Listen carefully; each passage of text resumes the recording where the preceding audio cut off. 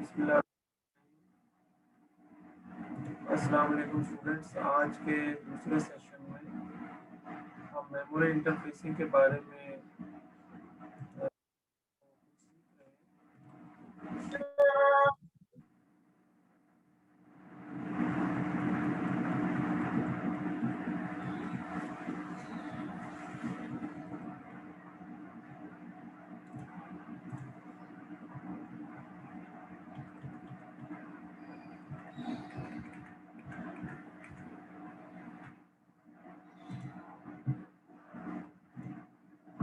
तो हम जो है वो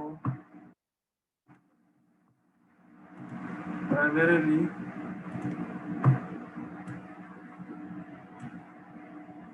ये चीज़ जानने की कोशिश कर रहे थे कि ये जो डिकोडर है ये मेमोरी के साथ कैसे मिला हुआ है। और एक चीज़ जो हम जानते हैं इस पर्टिकुलर एग्जांपल में, जिसमें जो एड्रेस लाइन है वो 11 पिन की है,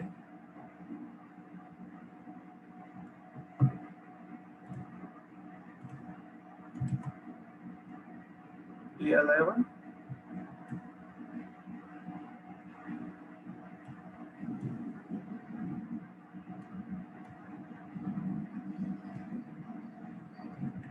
ये 0।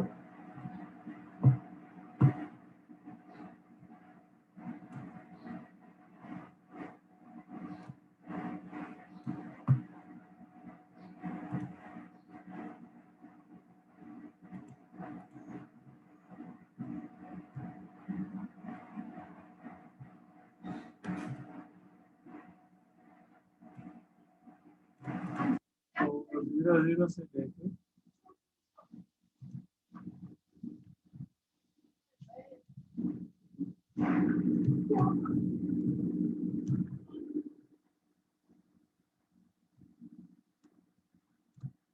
R1 तक, और चूंकि ये 8 बिट मेमोरी है तो अगर एक जो बिट है उसकी हम बात कर रहे हैं, सिर्फ एक लोकेशन,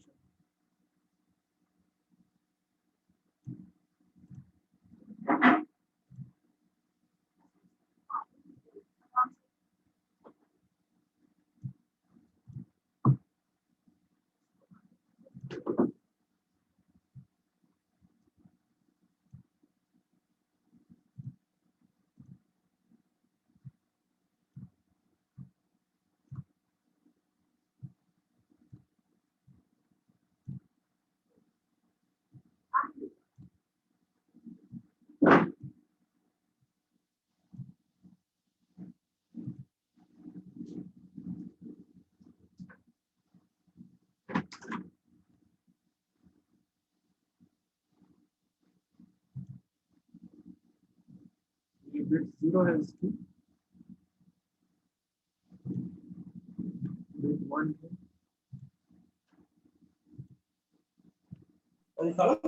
सर आपकी आवाज का थोड़ा मसला हो रहा है, कट भी रही है और बहुत हल्की भी आ रही और एंड तक बिट 7 है। तो इस तरीके से, और ये टोटल जो मेमोरी की ऊपर से अगर आप देखें तो A0 से लेके A11 तक है। इसको अगर हम यहाँ पे लिखें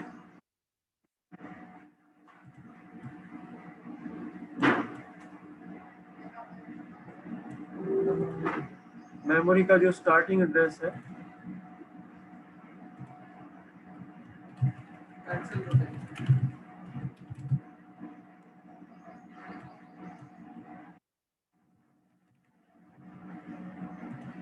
start address of memory 1 2 3 4 5 6 7 8 9 10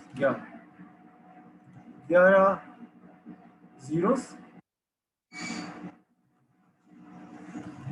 end of end address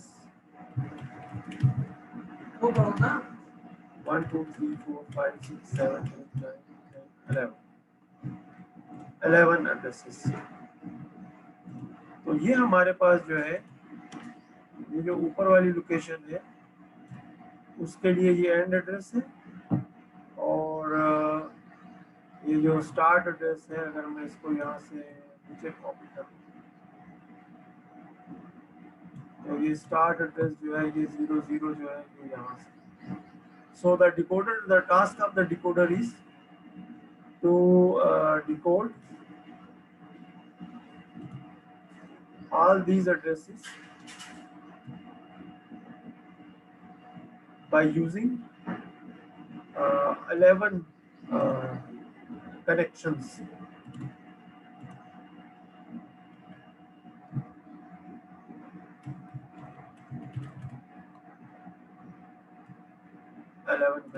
जो कि A0 से लेके A11 तक internally, and every location selected contain 8-bit memory.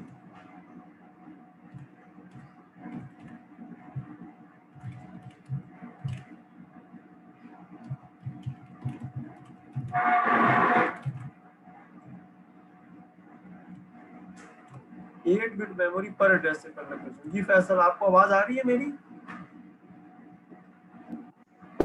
Sir अब आ रही है। ये असल में जो इंटरनल स्ट्रक्चर है उसको मैंने अपने अंदाज में, यानी अपने थोड़ा सा सिंप्लीफाई करके आपको बता दिया है कि इसके अंदर जो है वो एक डिकोडर है, इंटरनल डिकोडर लगा हुआ है मेमोरी के अंदर, और एक जो है वो सेल मैट्रिक्स है जो कि डी टाइप फ्लिप फ्लॉप लगे हुए हैं। तो इसमें टोटल जो है वो 16 के जो है वो इसकी कैपेसिटी है, लेकिन इस मेमोरी की जो स्पेसिफिकेशन है उसको अगर आप लिखेंगे तो वो 2K, इसमें K बड़ा होगा, 2K इंटू 8, ये इसकी जो है वो मेमोरी स्पेसिफिकेशन होगी। 2K एड्रेसेबल लोकेशंस जो कि 2 की पावर 11 की वजह से, और 8 बिट्स पर लोकेशन, ये इसका इंटरनल स्ट्रक्चर है मेमोरी का। यहाँ कोई सवाल है आपका? No sir. बेटा ये जो डायग्राम अभी हम यहाँ देख रहे हैं इसमें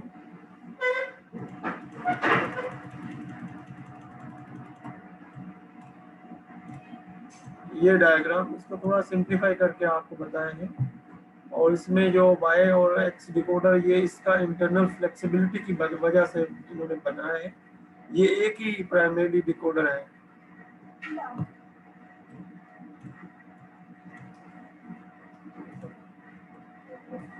अब हम थोड़ा सा और इंटरफेसिंग की बात करेंगे। इसमें और भी कई टॉपिक्स हैं इंटरेस्टिंग, लेकिन हम थोड़ा उनको स्किप करते हुए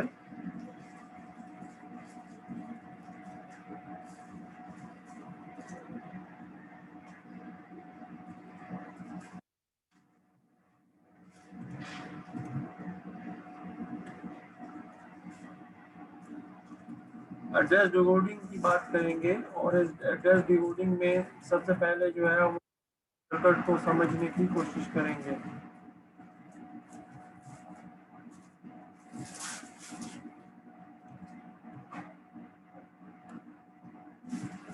जो अभी हम मेमोरी स्ट्रक्चर पढ़ के आए हैं, ये डायग्राम जो है ये उसी स्ट्रक्चर से प्राइमरीली मिल रही है।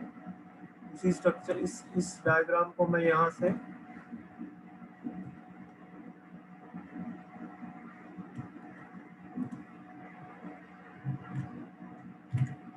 समझने के लिए यहाँ ले आया हूँ थोड़ी देर के लिए। ओके, अब इस सर्किट को समझते हैं जो क्या कर रहा है, माइक्रो प्रोसेसर को इंटरफेस करवा रहा है इस मेमोरी के साथ, इस मेमोरी यूनिट के साथ, जो अभी हम थोड़ी देर पहले देख रहे थे। और इसमें जो टेक्निक यूज की गई है वो एक नैंड गेट को यूज किया गया है।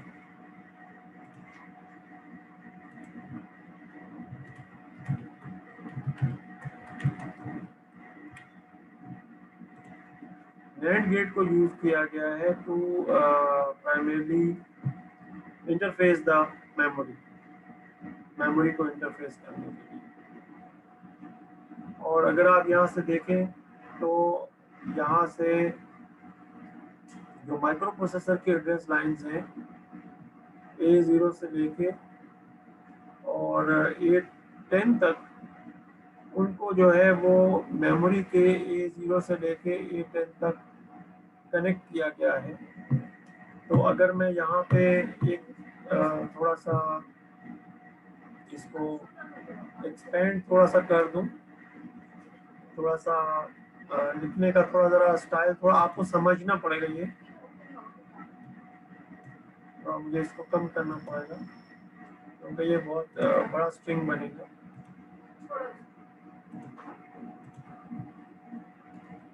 So we start with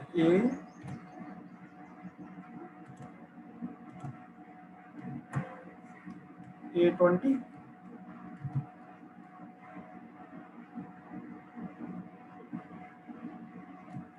sorry, A19,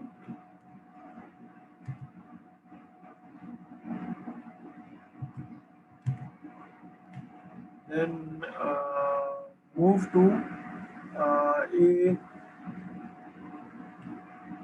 A16, then A15,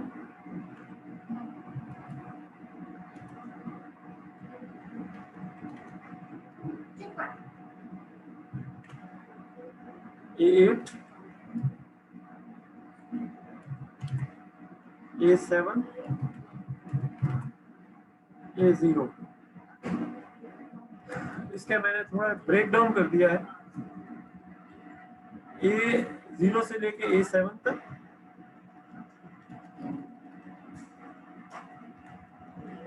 फिर A8 से लेके, थोड़ा मैं इसको एडजस्ट कर लूँ ज़रा,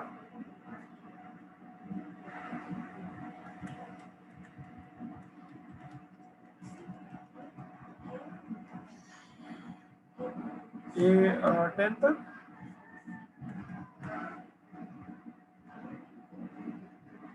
और उसके बाद A11 से लेके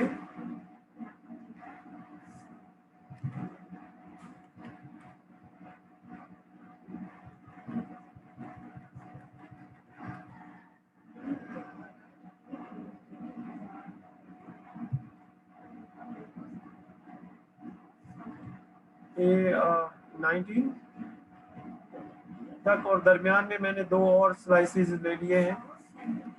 तो इस तरीके से मैंने एक छोटी सी पार्टीशन बनाई है अपनी अंडरस्टैंडिंग के लिए। पेज पे बनाऊंगा तो पेज पे मैं ये पूरे बनाऊंगा फुल, ठीक है, फुल बनाऊंगा।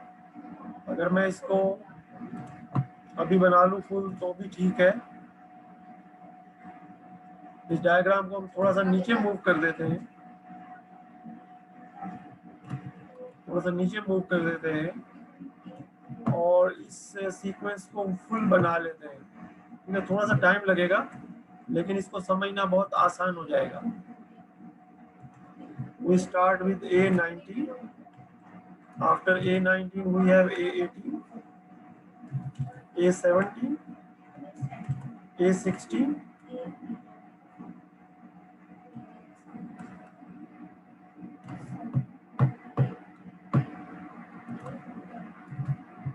then A15, A14। मैं क्या कर रहा हूँ, मैं जो इनकी जो एड्रेस लाइन्स है माइक्रो प्रोसेसर की वो लिख रहा हूँ।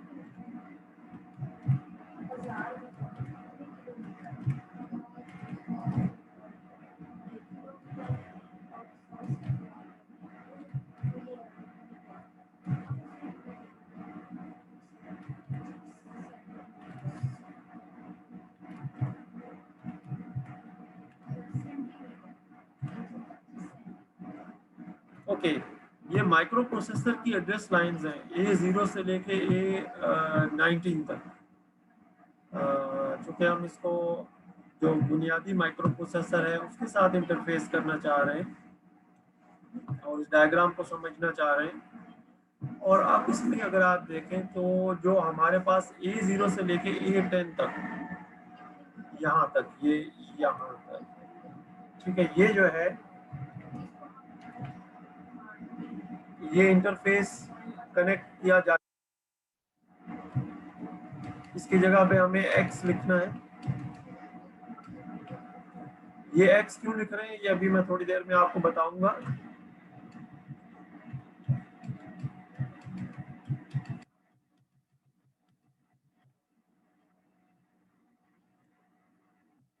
ये x जो है ये 0 या 1 दोनों को रिप्रेजेंट करता है बाइनरी लॉजिक में। तो इसकी जो रेंज आती है, रिप्रेजेंट करता है x। बेटा आपका सवाल है कोई? जी फैसल, आप कुछ पूछना चाह रहे हैं बेटा? अभी आपने बताया x रिप्रेजेंट करता है किसी को, तो ये बता दें किसको रिप्रेजेंट करता है। x एक बाइनरी नंबर है। फैसल का सवाल ये कि x किस चीज को रिप्रेजेंट कर रहा है। x एक बाइनरी नंबर है और बाइनरी नंबर 0 या 1 को रिप्रेजेंट करता है। सही है। हो गया? ओके, अब आगे चलते हैं। ये मैं आपको जो एड्रेस डिकोडिंग है वो बता रहा हूँ। एड्रेस डिकोडिंग कैसे होगी, क्योंकि ये सर्किट आपके सामने है और इस सर्किट में आपने जो पहली चीज आइडेंटिफाई की है वो ये है कि माइक्रो प्रोसेसर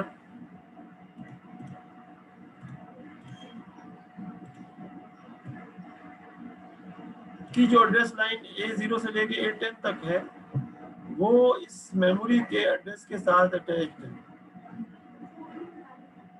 रिमेम्बर, जब हमने डायग्राम सीखा था अभी थोड़ी देर पहले, तो हमने कहा था कि जो माइक्रो प्रोसेसर है उसकी एड्रेस लाइन जो है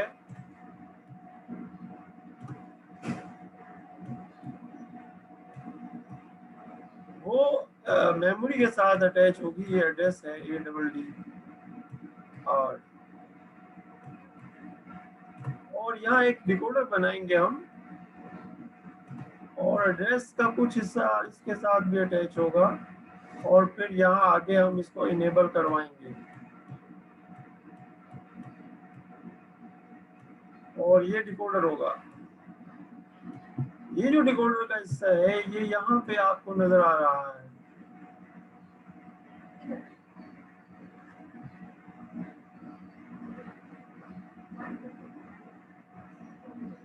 क्योंकि हमने कहा था कि जो पीछे से कंट्रोल सिग्नल्स आ रहे हैं उनको अभी हम नहीं कंसीडर करेंगे, सिर्फ डिकोडर को कंसीडर करेंगे। तो ये वाला हिस्सा जो है डिकोडर का इसको फोकस करेंगे, लेकिन चूंकि इसमें जो हमारे पास आईओ मेमोरी और रीड के सिग्नल भी मौजूद है, इनको भी थोड़ा सा डिस्कस करेंगे, इनको भी थोड़ा सा डिस्कस करेंगे। तो अब मैं दोबारा से वापस लेके जाता हूँ। माइक्रो प्रोसेसर जो है उसका हमने जो एड्रेस लाइन है उसको हमने लिख लिया इस तरीके से कि जो ली सिग्निफिकेंट बिट है वो हमने इस तरफ लिख ली है।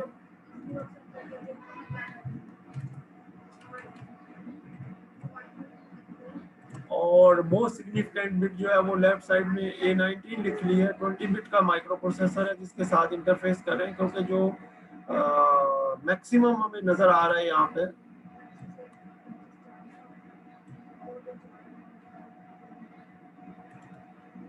एड्रेस लाइन का जो मैक्सिमम सबस्क्रिप्ट नजर आ रहा है वो A19 है।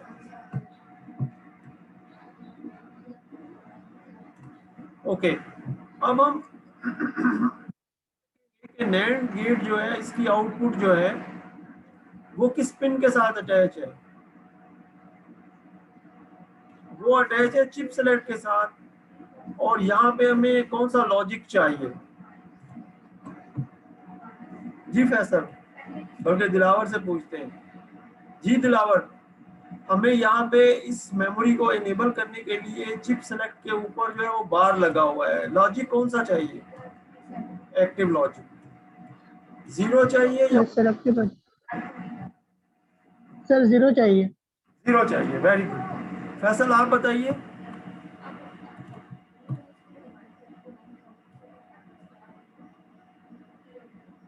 जी फैसल आप बताइए। सर बात लगी हुई है। लॉजिक 0 चाहिए हमें यहाँ पे। और नैंड गेट का आउटपुट 0 कब आता है? जी, सवाल, नैंड गेट का आउटपुट 0 कब आता है? हमारे पास एक नैंड गेट है,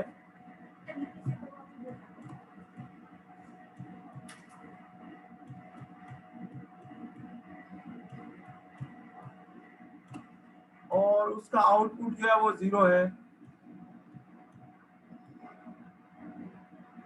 इनपुट में क्या होगा?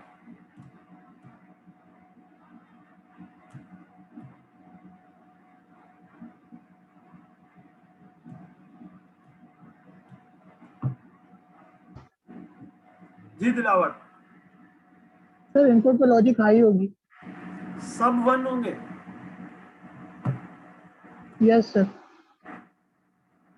उसकी वजह यह है कि अगर हम एंड गेट को देखें, जो बेसिक लॉजिक है, तो एंड गेट का 0 जो है वो उस वक्त आएगा जब कोई भी एक इनपुट 0 हो जाए। Yes sir. तो नैंड गेट का तो उसका एक इन्वर्टर लगा हुआ है, जब इन्वर्ट करेंगे उसको, तो अब हमें नैंड गेट की जो डेफिनेशन है, अगर कोई भी इनपुट 1 हो जाएगी यानी हाई हो जाएगी, तो उस सूरत में हमारे पास आउटपुट पे 0 आ जाएगा। 0 आएगा। तो इसका मतलब ये हुआ कि हमारे पास जो है, जो इससे पीछे वाली जो इनपुट्स हैं वो सब की सब क्या होनी चाहिए,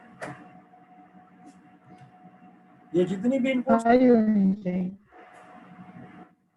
लॉजिक क्या होना चाहिए, हाई होना चाहिए या लो होना चाहिए? सर इनका लॉजिक हाई होना चाहिए। हाई होना चाहिए, वेरी गुड। तो लॉजिक हाई होना चाहिए, तो अगर मैं यहाँ लिखूं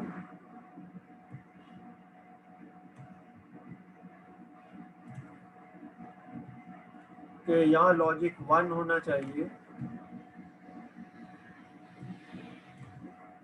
इसका लॉजिक भी 1 होना चाहिए, इसका भी 1 होना चाहिए, इसका भी 1 होना चाहिए, इसका भी 1 होना चाहिए, इसका भी 1 होना चाहिए, इसका भी 1 होना चाहिए, इसका भी 1 होना चाहिए, इसका भी 1।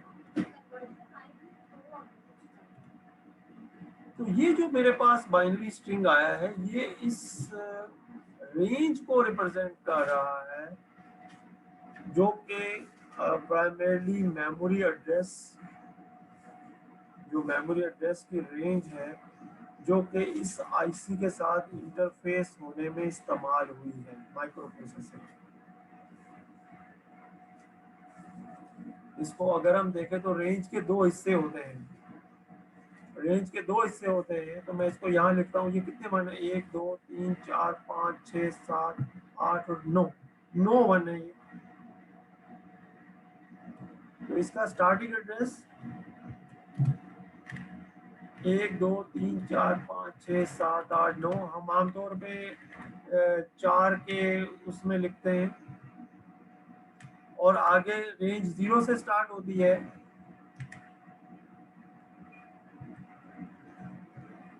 और इसी तरीके से इसका एंड एड्रेस जो होगा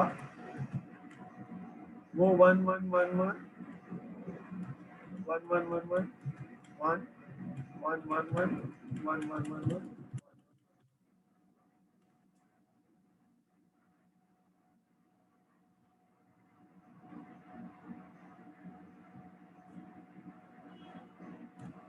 अच्छा, मैंने कुछ नहीं किया, मैंने सिंपली जो है वो जो x लिखा हुआ है ना, उसकी जगह पे पहले 0 लिख दिया है, और जब दूसरा जो एंड एड्रेस है उसमें x की जगह पे 1 लिख दिया है। यानी ये जो ऊपर ये रेंज जो बनी हुई है,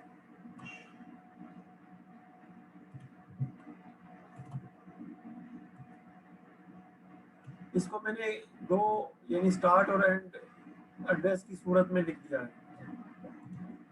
इसके अलावा मैंने कुछ नहीं किया है। अब मैं अगर इसको हेक्साडेसिमल में लिखना चाहूँ, तो हेक्साडेसिमल में इसको मैं लिख सकता हूँ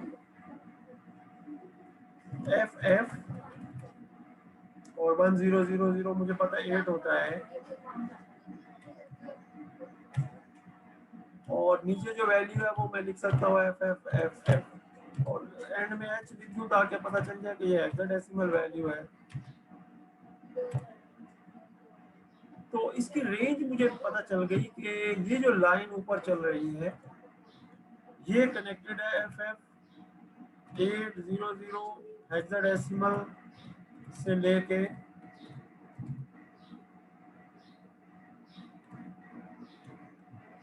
FF हेक्साडेसिमल, इस सर्किट को देख के और इस सर्किट के जो एड्रेस लाइंस हैं उनके माइक्रो प्रोसेसर के साथ कनेक्शन को देख के और नैंड गेट की जो कॉन्फ़िगरेशन है, चूँकि उसने आउटपुट पे 0 जनरेट करना है, और उसकी इनपुट को देख के कि इनपुट पे क्या होगा, तमाम हाई होंगे तो नैंड जो है वो 0 जनरेट करेगा।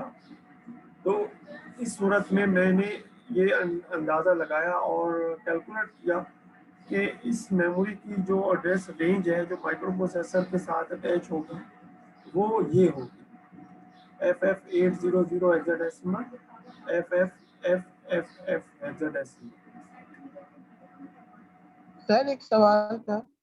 बेटा दिलावर, आप पूछे, सवाल पूछे। सर ये जो हमने हेक्साडेसिमल की आपने जो अभी वैल्यू बताई, ये हम किस तरह राइट डाउन कर सकते हैं, मतलब इसका तरीकेकार क्या है? दिलावर, आपकी आवाज़ नहीं आई थी, अगर आप थोड़ा एक दफ़ा रिपीट कर दें प्लीज़। तो सर मैं ये कह रहा हूँ कि ये जो अभी आपने हेक्साडेसिमल की वैल्यू बताई है, ये हम किस तरह राइट डाउन करेंगे स्टार्टिंग और एंडिंग पॉइंट के अंदर?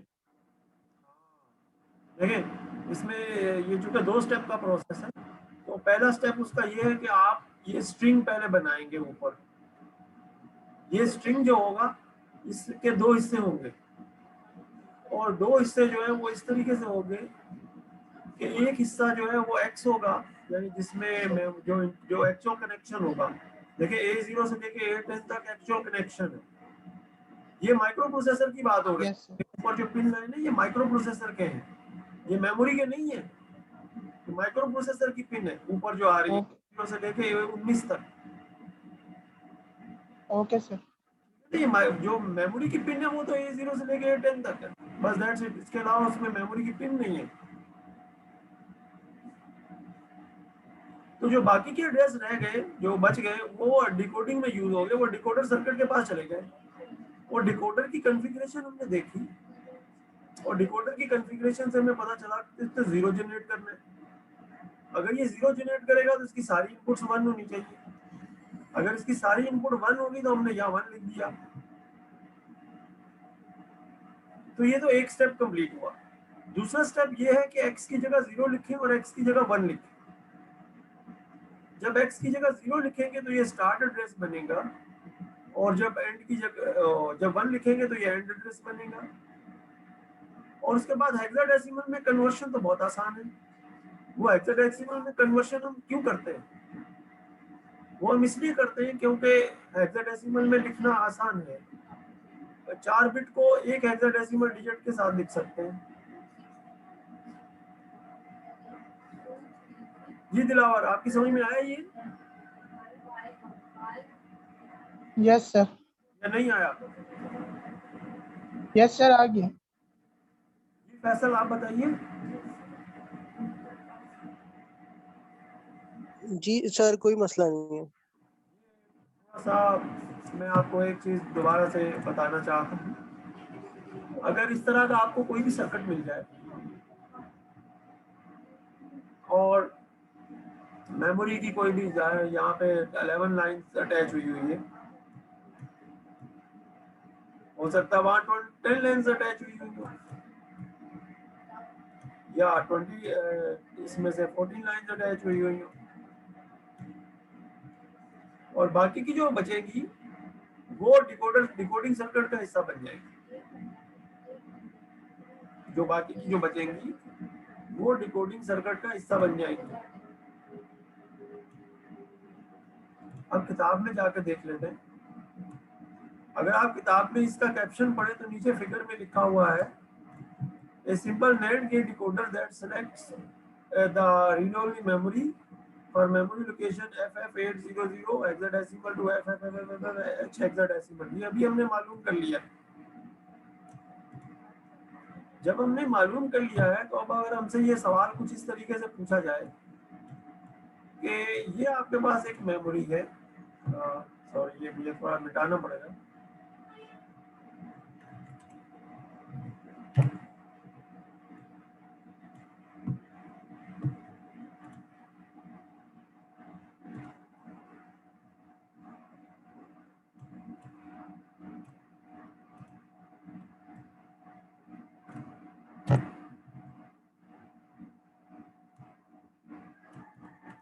आपके पास एक मेमोरी है, इसको माइक्रो प्रोसेसर हमारे पास जो है वो 20 बिट एड्रेस लाइन का माइक्रो प्रोसेसर है।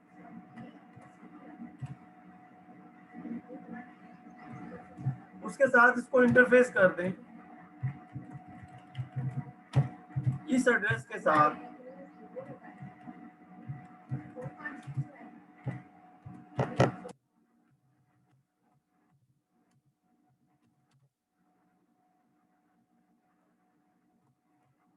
तो कैसे इसका सर्किट बनाएंगे,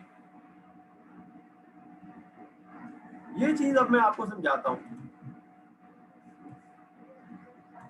इससे जो है ना वो बाइडायरेक्शनल लूप कंप्लीट हो जाएगा।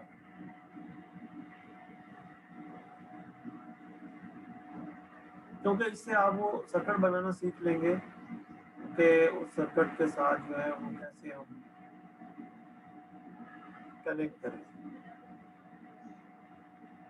उसका तरीका ये है कि सबसे पहले आप यहाँ पे जो स्टार इसको एक्सपेंड करेंगे, ठीक है।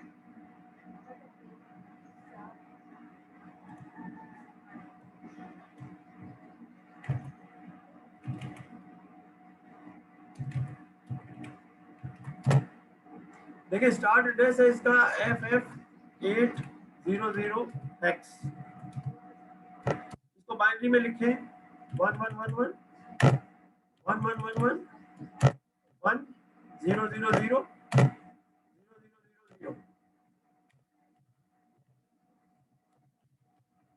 एंड एड्रेस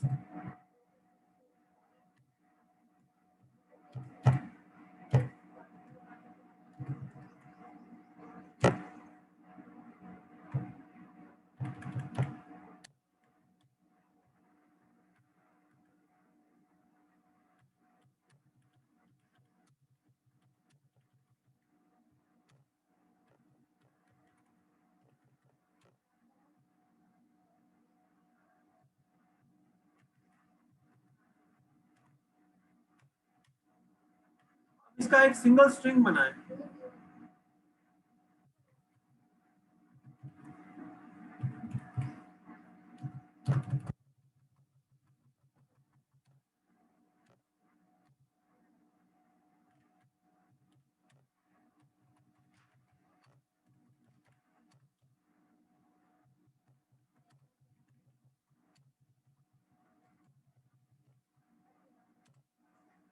आपको पता चल गया जब आपने इसका एक सिंगल स्ट्रिंग बनाया जिसमें 0 और 1 को आपने x लिख दिया है।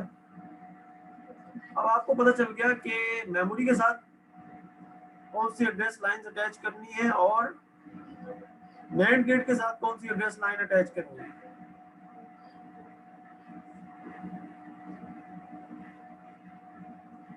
अब आप यहां से स्टार्ट करें इसको 0 1 2 3 4 5 6 7 8 9 10। अगर 0 से स्टार्ट किया तो ये टोटल 11 जो बाइनरी x लिखे हुए हैं, बाइनरी x लिखे हुए हैं, ये इसके एड्रेस के साथ अटैच कर देंगे। यानी अगर मैं यहाँ से जाके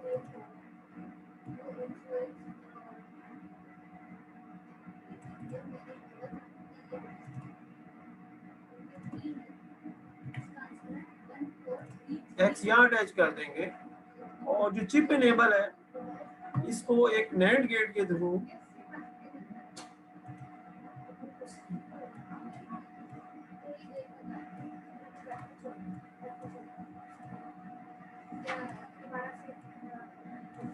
जिसके पीछे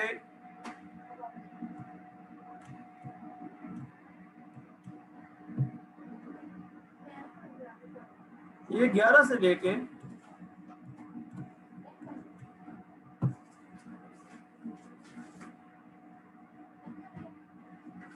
ये 19 तक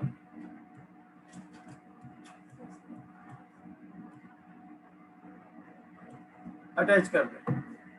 तो ये जो है ये हमारा डिकोडिंग सर्किट बन जाएगा यूजिंग NAND गेट। ये बहुत सिंप्लीफाइड है।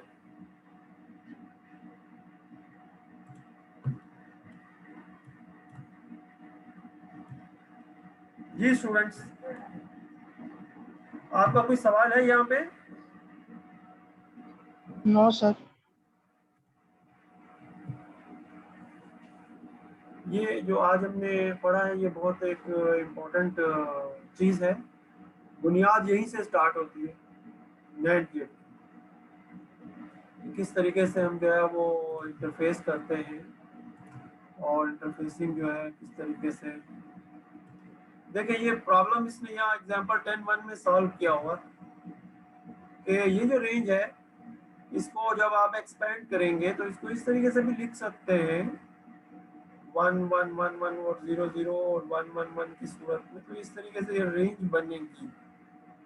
तो अगर ये लिखा हुआ हो तो इसको रिवर्स में भी लिख सकते हैं, यानी पहले इसको बाइनरी में लिखें और फिर ऊपर वाले जिस तरह ऊपर लिखा हुआ है,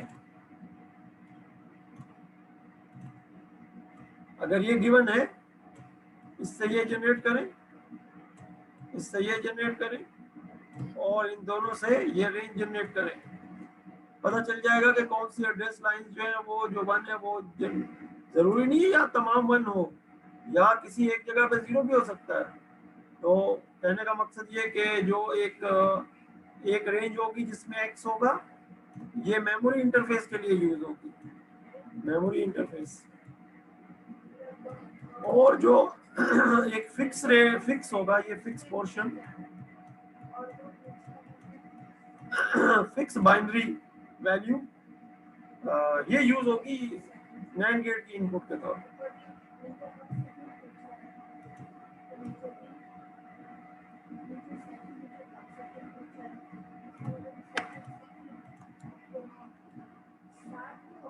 अब हम डिकोडर सर्किट की बात करेंगे और नेक्स्ट क्लास में इंशाल्लाह हम इस सर्किट को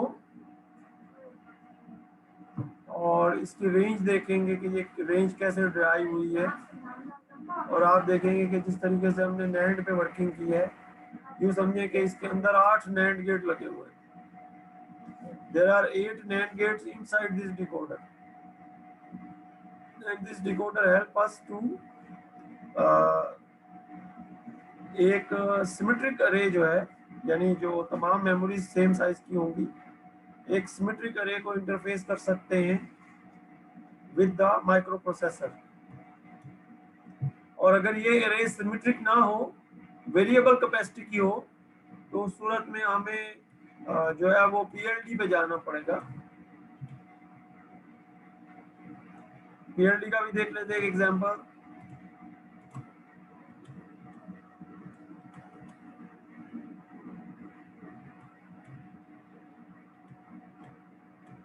ये पीएलडी है और ये पीएलडी का एक एग्जांपल है, थोड़ा स्मॉल साइज में है, यानी बहुत छोटा सा आपको नजर आ रहा होगा। ये फिगर 1019 है। इसमें जो है हमारे पास एक पीएलडी जो है वो यूज किया गया है to generate the signals based on the address lines and to interface 2 different type of memories. इसमें एक रीड राइट मेमोरी है और एक रीड ओनली मेमोरी है। बेटा ये आज का सेशन यहीं पे कंप्लीट होता है। अगर आपका कोई क्वेश्चन है तो आप पूछ सकते हैं।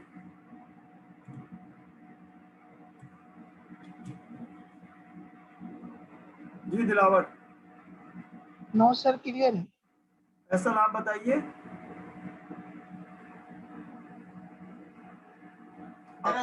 सर क्लियर है सारा। थैंक यू बेटा, थोड़ा सा आपको जरूर स्टडी करना पड़ेगा, नैंड गेट का जरूर स्टडी कीजिएगा नेक्स्ट क्लास से पहले।